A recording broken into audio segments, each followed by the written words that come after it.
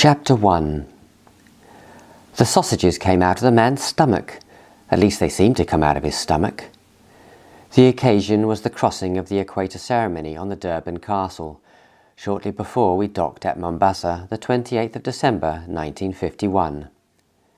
Why the pantomime surgical operation producing the sausages? I don't remember. A few months earlier, I'd been interviewed at the London offices of the Crown Agents. They were looking for young men with agricultural experience who would be interested in working in Africa, living under canvas. I imagine what might have been the discussion after the door closed behind me. The two men looked at one another, one the Crown Agent's interviewer, the other colonial servant on long leave in England who had offered some time to help with his local know-how of Africa. "Well, what do you think?" "Oh, I think he's all right," the darker of the two replied. "Seems to have been able at most things, except passing his higher cert. Let's see again. Cathedral Choir School, Public School, Choral Scholar to Cambridge, which he declined. All sport, amateur dramatics, etc. Then 4 years trying to become a farmer. At school he seems to have worked hard at everything except work. Yes, I think he's in for quite a shock. Still, he's used to getting his hands dirty. Tough physically and naive in the ways of the world. He'll be looking around for the referee, wondering why life is not fair. His religious education will be a strength and a weakness, perhaps." "A weakness?" "Well, in Africa, the Almighty tends to hide himself away for prolonged periods. He'll need all his religious belief." "His parents must be pretty demoralized at all their outlays and his apparent failures to use them to his advantage. Still, that's not our problem." "No. Anyway, at age 22, living for long periods in the bush will require physical and other stamina. And where he's going, Kenya, he'll certainly need plenty of those." "Why? Is there really anything to the rumours?" "Oh yes, I think there's going to be serious trouble, and it won't be over quickly, might be years. I'd like to see him in, say, 10 years' time and see how he's got on." The civil servant laughed. "Oh well. When do you go back? Change of posting as usual?" "Yes, I've got another 2 months home leave, and then it's Uganda for me." They carried on chatting as their new recruit made his way to the nearest underground station. On a cold December morning 3 months later, my father and I stood uncomfortably side by side, looking at the bustle of passengers and luggage. The engine smoke billowed around us. "Ah, well, all the ne'er-do-wells go to the colonies," said my father. It was an explosion of bitterness and unhappiness, probably regretted as soon as it was spoken, but it was a scene that would stay etched forever in my mind. On other occasions, in other families, I would observe the intense love, the difficult relationship of father and eldest son, each wanting desperately to love the other, but held back by memories of hurts inflicted. Earlier that year, my mother had told me, "Your father was in tears the other day." Dejectedly, I had answered the advert in the paper. I must get away from damaging them any more. This small holding they bought for me will never pay its way. I'm no longer sure that farm work appeals to me, but I can't admit that to them. The only thing to do is to get out, get away. I should have done my national service instead of going into farming. My old school friends seem to have had a great time in the army from what they said. Oh Lord, I've made a pretty good mess of things. Living under canvas in the tropics may be no bad thing. I wonder where they'll send me. In the cabin that the two of us, John Osborn, no relation different spelling, and I were to share, we stashed our luggage. Each of us had one tin trunk and cash to last the trip. 3 weeks through the Mediterranean, Suez Canal to Mombasa. John had been working in India, believed that intercolour breeding would save the world, and boasted quietly of having an Anglo-Indian mistress. At the age of 17, I had spent a month at a French pension in Switzerland. Except for that experience, this was my only travel outside UK. I started a diary to record my new life. When everyone has some obvious foreign blood in him or her, then that will be the end of wars, John asserted. At dinner we met up with a young builder who was joining the Public Works Department, the PWD, and Bernadette, a pretty brunette Irish nurse. We four became a gang, inseparable. Going through the Bay of Biscay was decidedly unpleasant. As the Durban Castle turned south, the ship's movement changed from a straightforward head-on buffeting to a corkscrew motion. Partnered by a Kenya settler's wife, I was a few hands into a game of bridge and had to withdraw quickly to my bunk. There I lay for 2 days, listening to the churning of the propeller as they came out of the water with each corkscrew. The gang's rule was that each member had to appear daily for breakfast to prove he or she was alive. That voyage was entry to another world. We got to know some passengers. There was Hank, an American sleight-of-hand magician who spent most of the day practicing and performing his tricks. These he did with people sitting all around him, and still no one could see how they were done.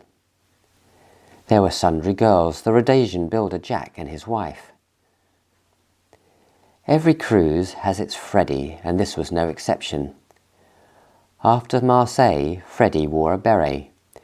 He gave the impression he must be related to aristocracy, and he was a wow with the girls.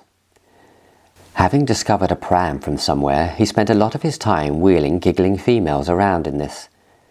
Freddie's favourite drink, a sample of which he usually had to his hand, was port and brandy. In fact, we named him Port and Brandy. I hated him. There were district officers, DOs and agricultural officers, AOs, returning from home leave. I leaned over the ship's rail with Jerry, a DO.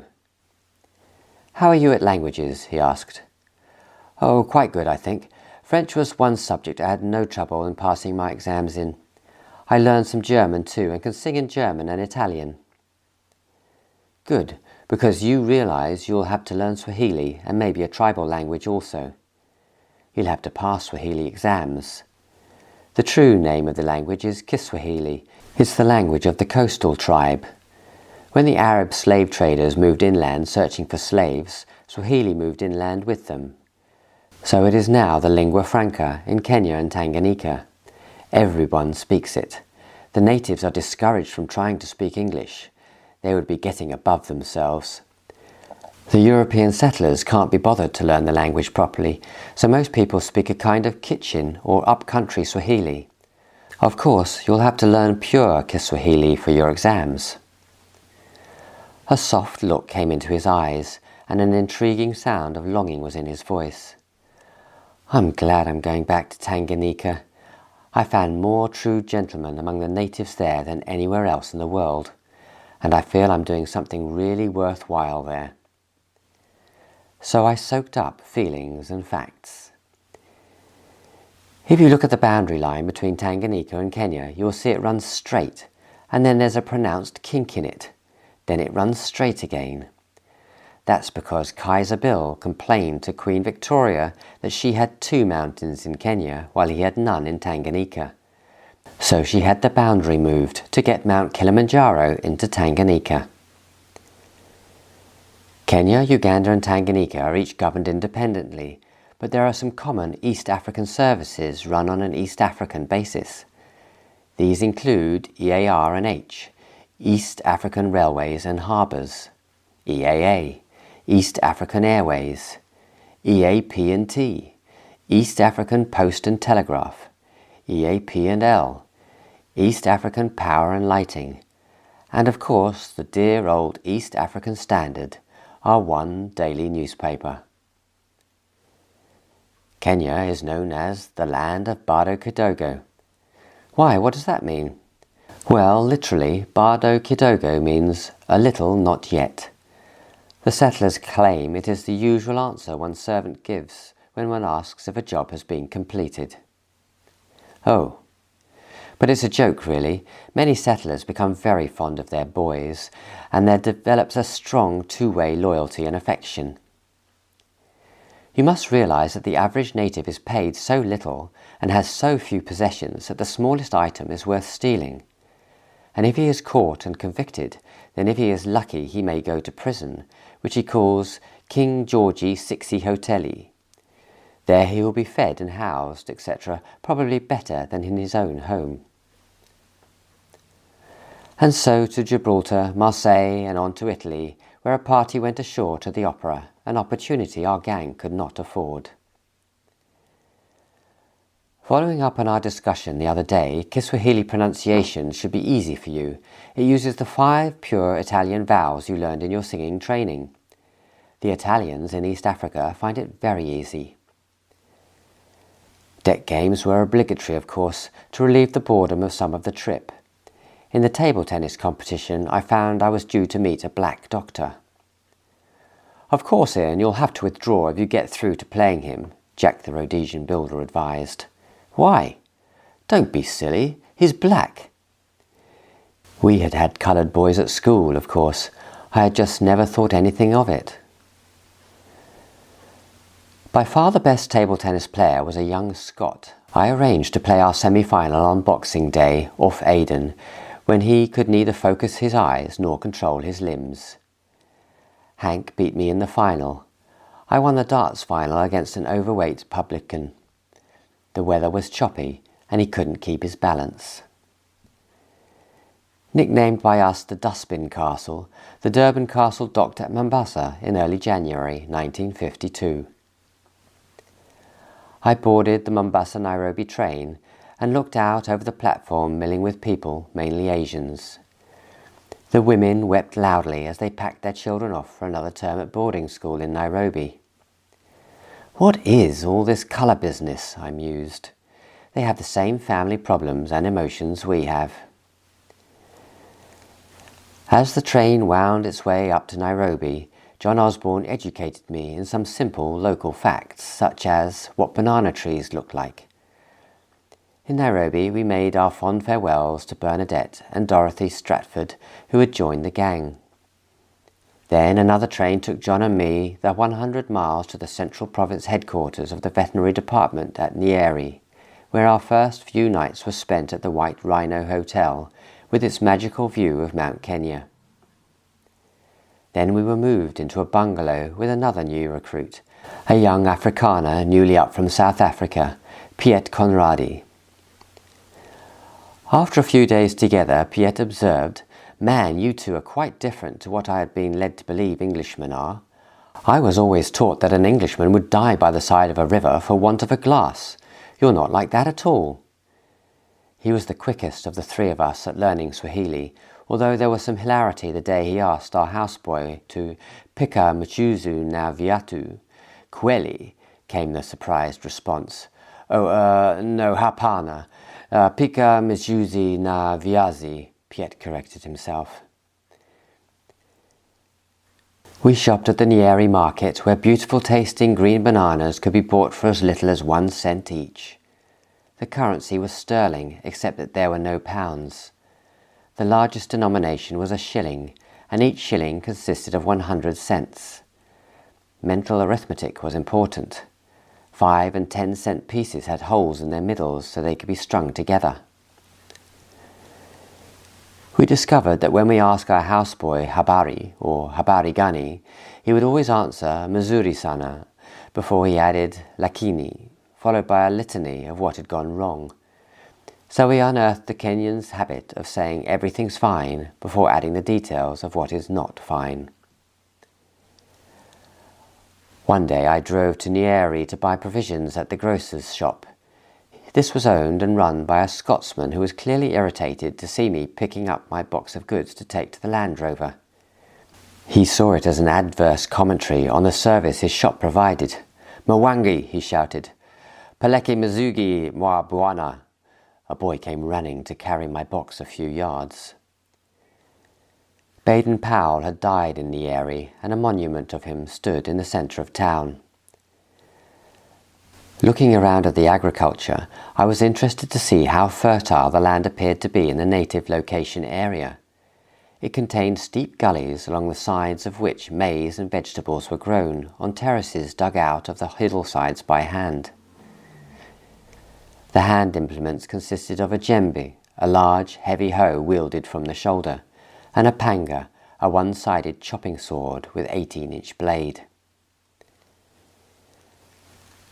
The Provincial Veterinary Officer, PVO, was Tony Dorman, a pleasant, tall, languid man with a droopy moustache who, later in his career, joined the United Nations.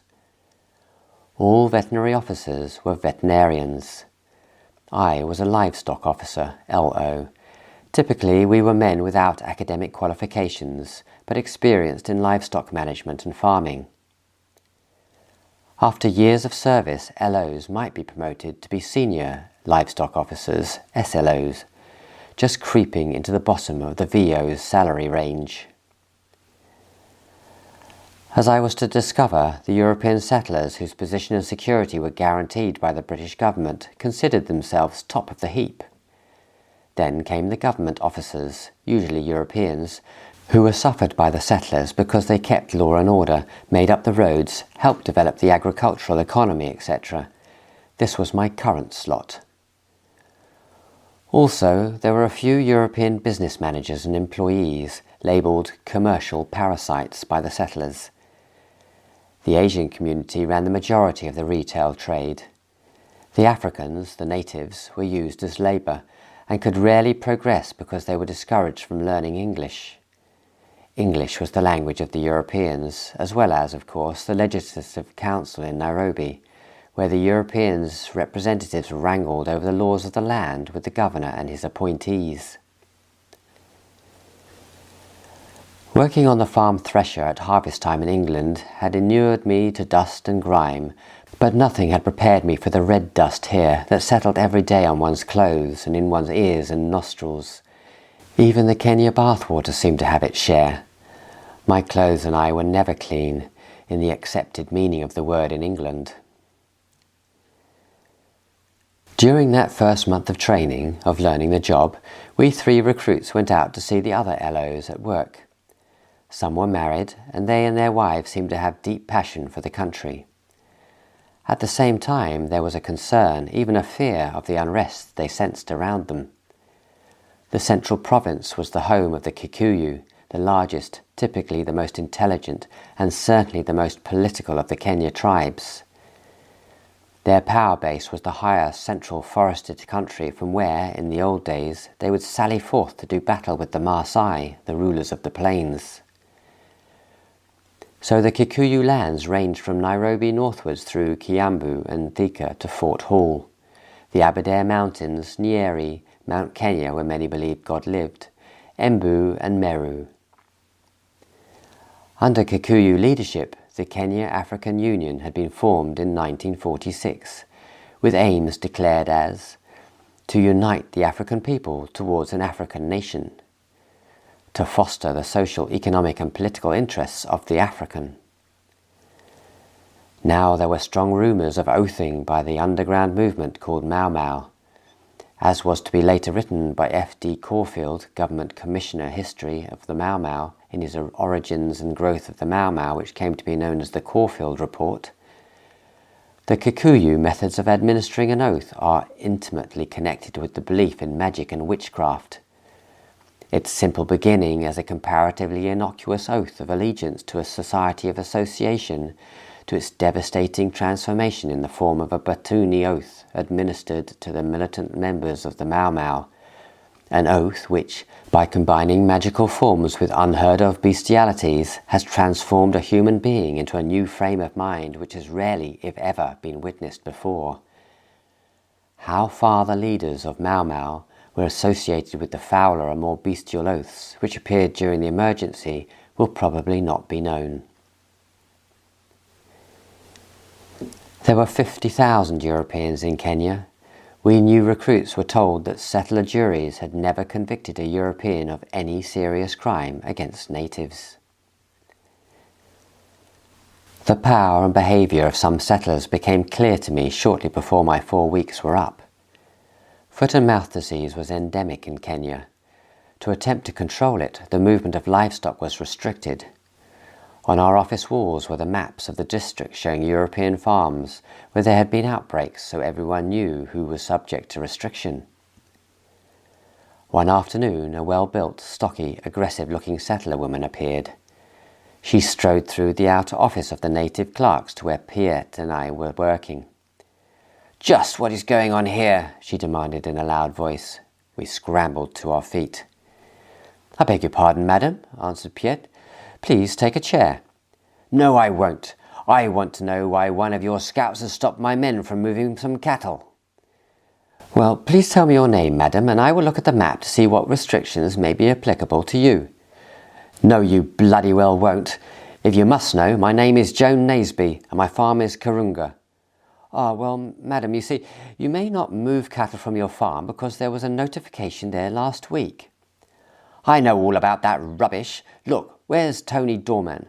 In a trice she had barged through into the PVO's office. "Now listen here, Tony." The door slammed behind her. Some minutes later she emerged, a tight, satisfied smile playing on her lips. She strode past us, out past the clerks into the sunshine, and disappeared in a roar of engine and cloud of dust. "Look, you two," the PVO was trying not to look too embarrassed. "We have to realise that it is these people, the settlers, who pay our salaries. I have given Miss Naseby a movement pass. We have to be careful not to be unreasonable." Piet and I looked at one another. "Yes, sir," we replied. A few days later I met another settler's wife who told me how she had recently encountered a trespasser on her farm. "I told him to clear off," she said, to which he replied that all the land belonged to the Kitui, so I hit him over the head with a sisal pole. "He certainly cleared off then," she added with satisfaction. At the end of my 8-week induction period, I was transferred to Kitui, 120 miles east of Nairobi towards the coast.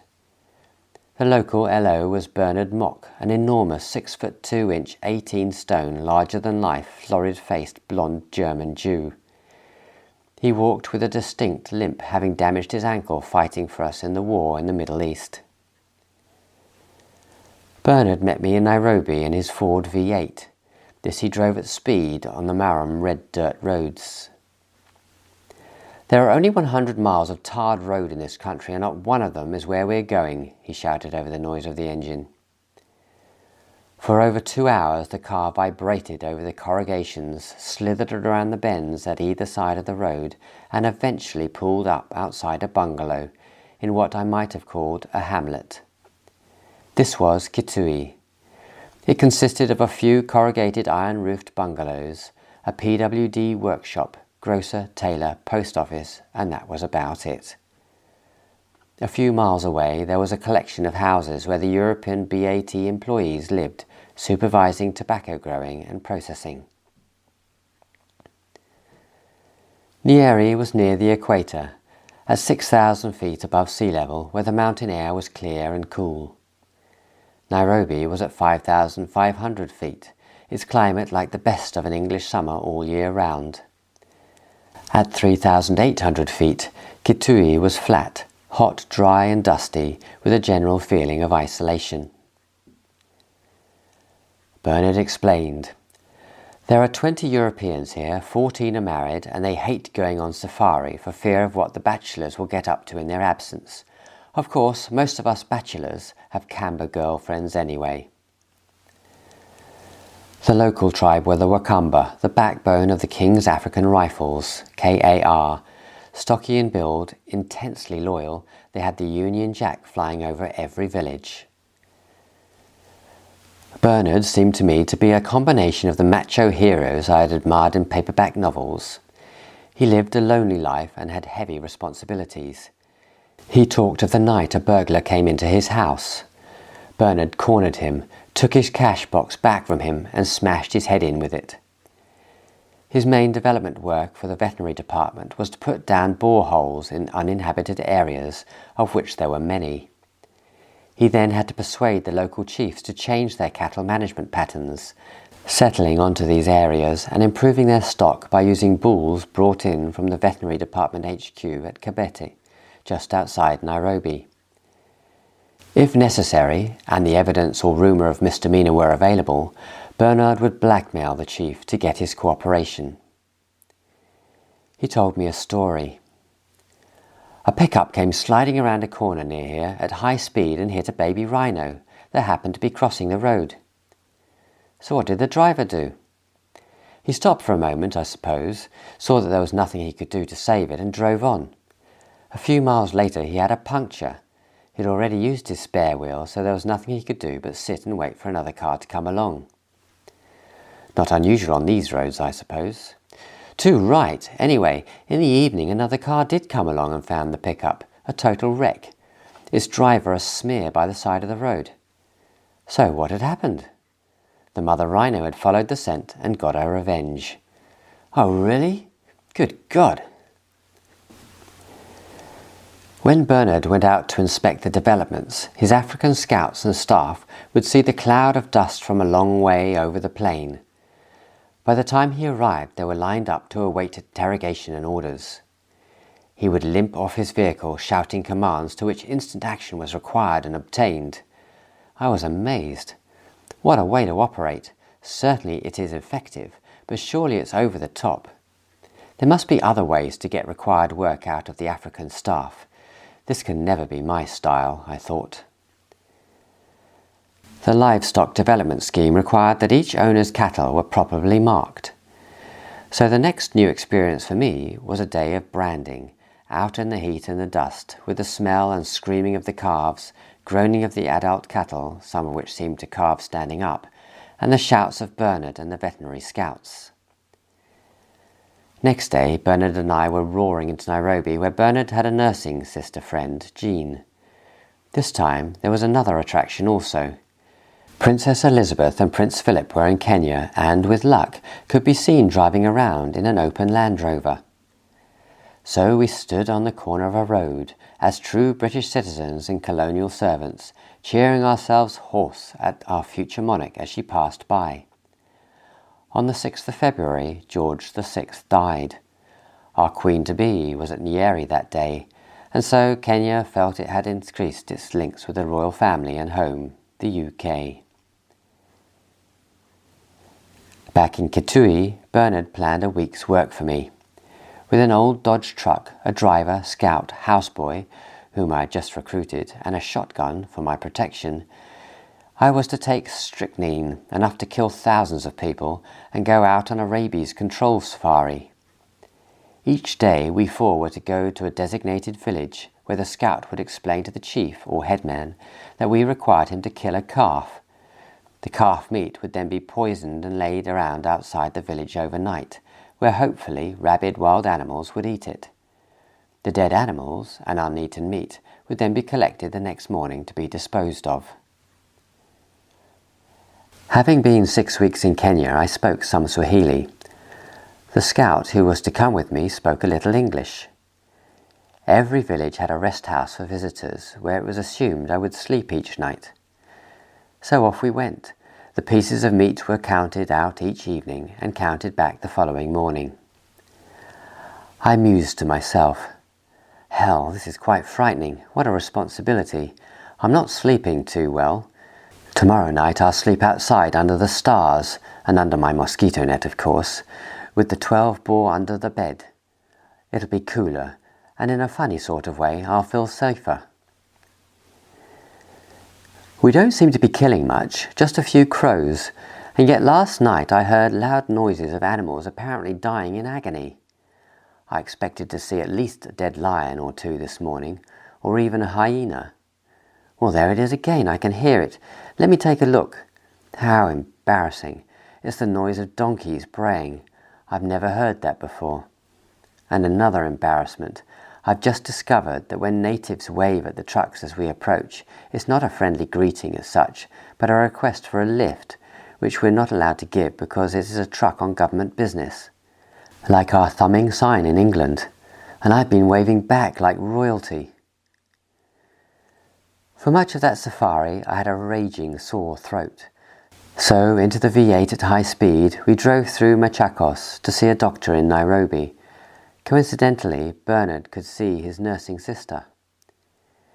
"Yes, I think you've got tonsillitis," said the doctor. "It's on the mend, but here's something to help." On another occasion, we drove to for an annual meeting of the veterinary department, chaired by the director, Mr. R.A. Hammond, Bob. Mr. Hammond, who had come up from Rhodesia, was a tall, lean, good-looking man who was held in the highest regard by his staff.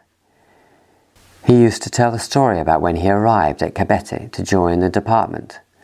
After 2 days, his boss had asked him, "Why are you still here?"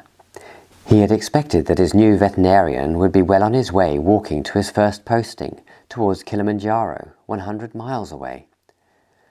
So now his staff felt that, whatever was required of them, they could be sure Mr. Hammond was likely to have done it himself. A subject that came up for debate at the meeting was the difficulty the department was having in obtaining new LOs from UK. I got to my feet and expressed surprise. It seemed to me, I said, that there must be many young men in England who would jump at the chance of coming out to Kenya. The Crown agents' advertising must be at fault. Perhaps they were advertising in the wrong journals or newspapers, I suggested. It was the end of the dry season, February-March, known as the suicide months. Everything got hotter, browner, and more unbearable. Every so often, the Kitui district commissioner would summon all the Europeans to an afternoon's tennis. The court resembled a dust bowl, and an evening of Scottish dancing. It was an order. Nobody dared not turn up without very good reason. The DC was a great enthusiast and expected everyone else to be the same. He was renowned for walking around his district whenever possible, to the consternation of his DOs and the amusement of the native staff. I noticed in Kenya that the Europeans maintained the highest social courtesies when their womenfolk were concerned. When a lady entered or left the room, all the men would stand up as a measure of respect. No man would sit or remain seated if a woman was standing. And after dinner, the men would go outside the house onto the lawn to look at Africa. The womenfolk would use the in-house facilities. After 10 minutes or so, the men would return indoors to rejoin their ladies, and the evening would continue. During the dancing, one of the wives asked me if I could diagnose tick fever because she was worried about one of her dogs. At Nyeri, I had been shown how to take the blood slides and read them under the microscope. So, next day, I took the slide from the dog and put it under the microscope, and indeed it did have tick fever. I sensed the dog's owner leaning towards me in the darkened room and remembered Bernard's words. "Oh Lord, where's her husband? On safari?" Somehow I found a way out of the situation, and looking somewhat scornful, she departed with her dog. Bernard was one of the many Europeans I was to meet, who were larger than life in their speech. Most of this was supported by their actions and therefore believable. He told me how, on occasion, he had overcome his immobility due to his ankle.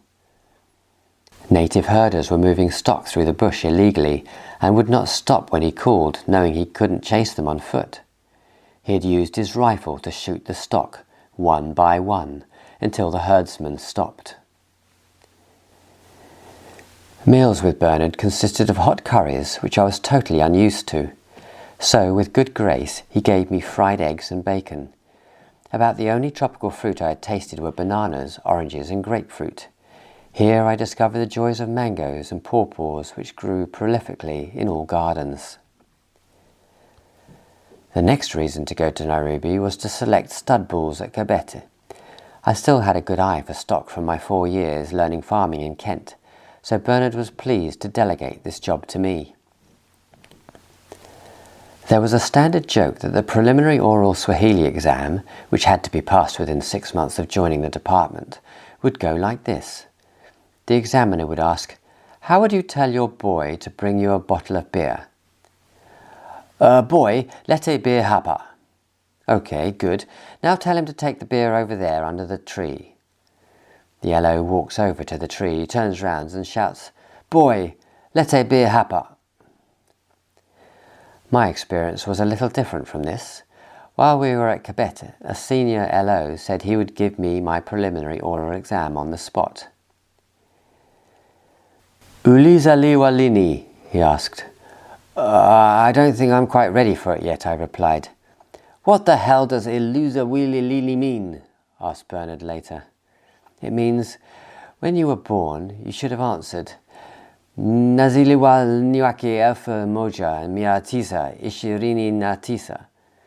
Oh, thanks very much. I'll take my dictionary with me next time, or better still, I'll find a less keen SLO. So 6 weeks went happily by, and then Bernard received new instructions. He was to drive me into Nairobi and transfer me onto a department truck, which would take me to my next posting. At the experimental station in Naivasha, the farm manager had suffered a minor heart attack and needed an assistant. Lucky devil, said Bernard, you'll like it there, a lot cooler than this godforsaken hole. Anyway, best of luck. Your boy won't want to go with you, so pay him off and get another one in Naivasha. So into the V8 again we went, skidding and juddering around the bends, Bernard cursing every animal or person who dared to be on the road as well.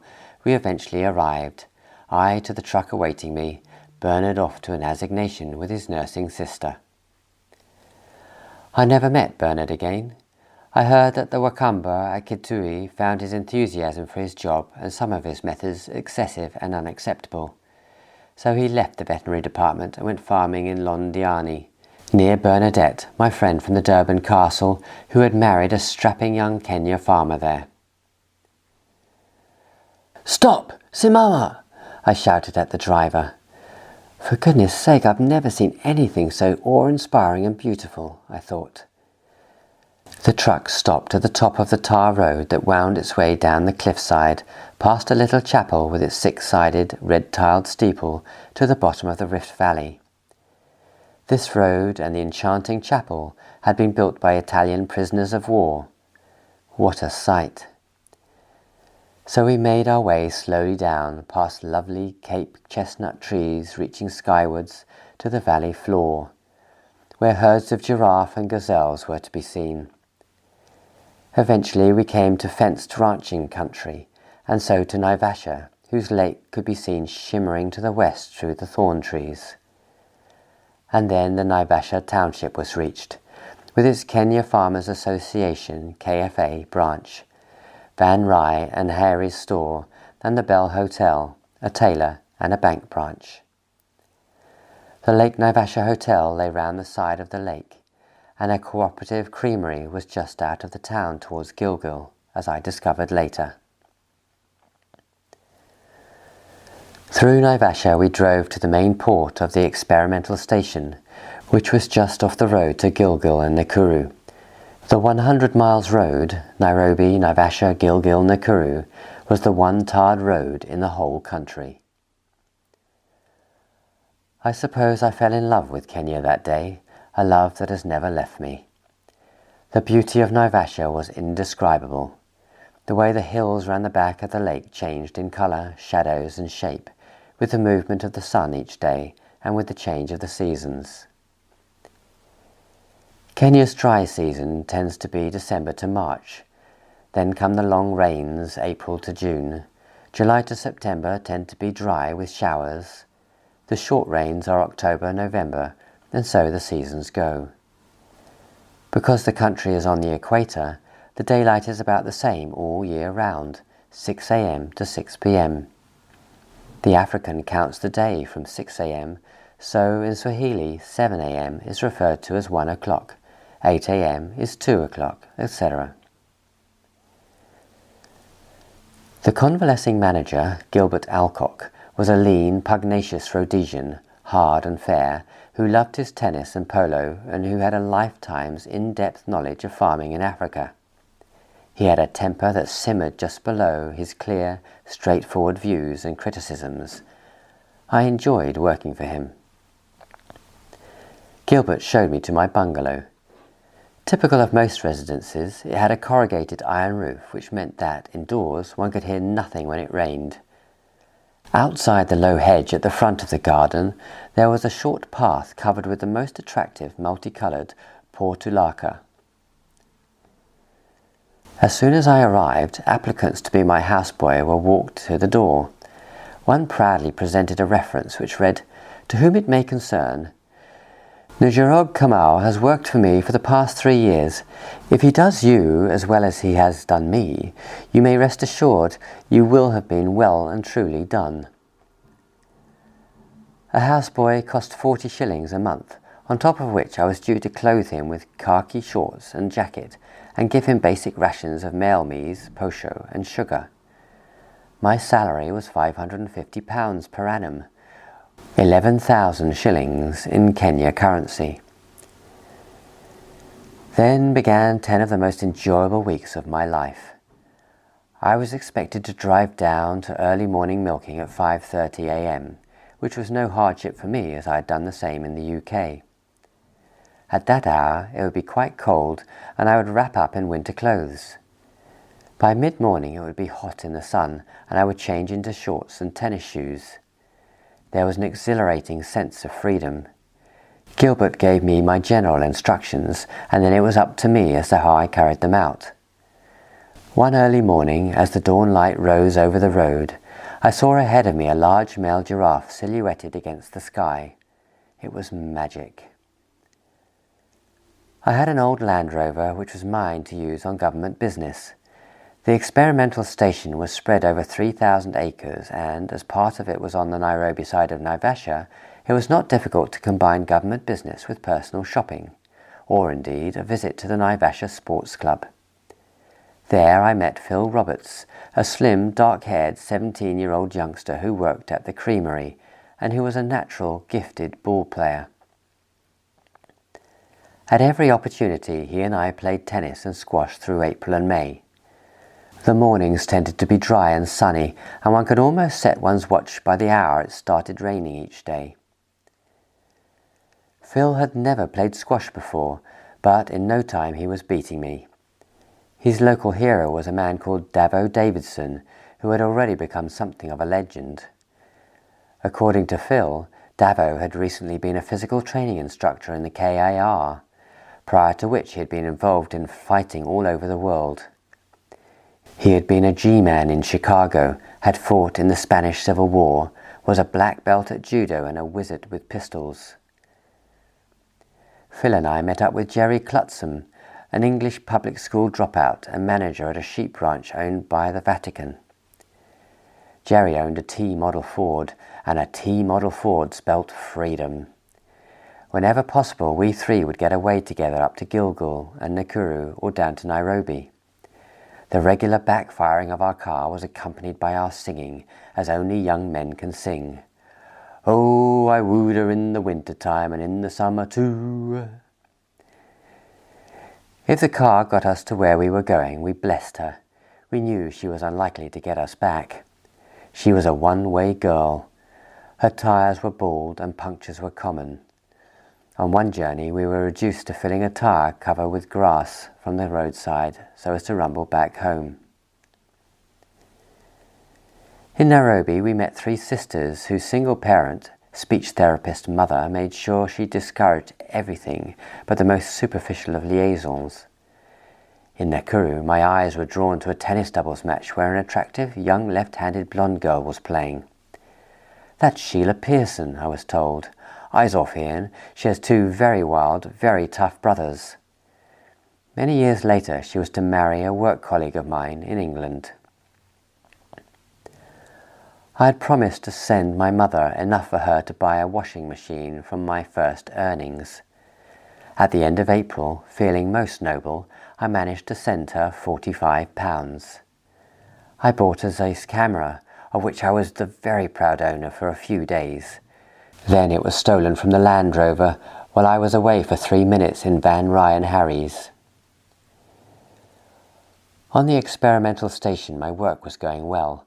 I found that my season as a woman's foreman on the Market Garden farm in Kent had introduced me to all the tricks of the trade. The African labourers were very easy to manage. Not only would I be milking at 5:30 a.m, but to their astonishment I would turn up at midday to where they were meant to be working, to find them flat out on the grass asleep. At the back of the station lived Jim Anderson, an amiable veterinarian who supervised the research and indeed generally the work of the station. He had an OBE for his work on the artificial insemination of cattle. His wife had left him. He was doing a great job of rearing his 3 children. I was put in charge of poultry and pig feeding trials, being run by a vet from Quebec. He would drive up to Naivasha once in a while to see what I was doing. For several days I ran out of necessary food for the trial because it had not been sent from Quebec. He didn't seem unduly worried and wrote up the results of the trials without a qualm. Thus I learned early on that research results need to be viewed with healthy reserve. At that time, also on the station, lived a PWD employee, Jock, and his wife and their dogs. Like any good Scotsman, Jock was not too keen in buying meat for his dogs, cheap though it might be. So he invited me out with him to shoot buck caught in the headlights of his van. The first time we drove down towards the lake. Be careful, there are a lot of hippo around and it can be very dangerous to get between them and the water. I was pretty nervous as we shot the lights-blinded buck with a 2.2 rifle and threw them in the back of the van. Never shoot for fun, Ian. All right, Jock. Mind you, I'm a little nervous about the hippos. We were down near some old open-thatched sheds. My God, look at those large eyes shining in our headlights, Jock. That must be a hippo. Where, laddie? Oh, no. I think they're the reflections of the headlights of the old truck standing in the barn there. Oh, sorry, Jock. That's all right, laddie. You'll learn. By the lake, Gilbert was growing a large acreage of lucerne for the cattle and sheep. Surrounding these fertile fields which he had cleared stood large thorn trees, as if sentinels over the puny attempts at bringing European farming to Kenya. The Lake Hotel lay to the south of the lake. In the lounge was a grand piano. I took my music there and accompanied myself as I sang Schubert later in German, to the considerable surprise of one of the resident ladies. Many evenings Jim Anderson could be found in the bar there. To me he was a genial and encouraging boss, drunk or sober. With the long rains came the rugby season. Phil and I managed to get ourselves up to the Nakuru Athletic Club, NAC, where the pre-season trials were being held. I noticed that Asians were much more generous than Europeans in giving us the necessary lift. I haven't got any boots, Phil. Well, go to the Indian cobbler and see what he's got. I am sorry, sir. I have not got studded boots your size. I have a pair with ribs on the soles, not suds. Oh, what? Oh, okay, I'll have them. My friend Ian played flanker for London County Schoolboys when they beat the rest of England, Phil told the NAC coach. Okay, we'll give him a try at fly half. So began a nightmare afternoon for me. Every time I tried to turn in the mud, I slipped and fell. Well, I don't think much of that, was the loud comment from the coach. I was taken off. Phil and I were invited to a farewell party for a Scots manager and his wife at the creamery. I could see the dilemma in her eyes and hear it in her voice. She wept. She longed to go back home to Scotland, and yet she enjoyed her life so much at Naivasha. They had children who loved the sun and the wide open spaces and the game all around them. Giraffe, gazelles, hippos, flamingos, bat-eared foxes, the fish eagles, secretary birds, mongooses, chameleons. Really, her children knew nothing but Kenya. Kenya was their home, and now they were going back to Scotland. It was an interesting cameo for me that I remembered all my life.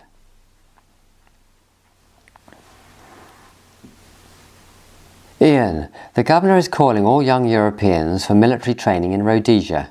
You have to go down to Quebec to see the deputy director of the veterinary department. He wants to put in for an exemption for you because you are doing such important work here.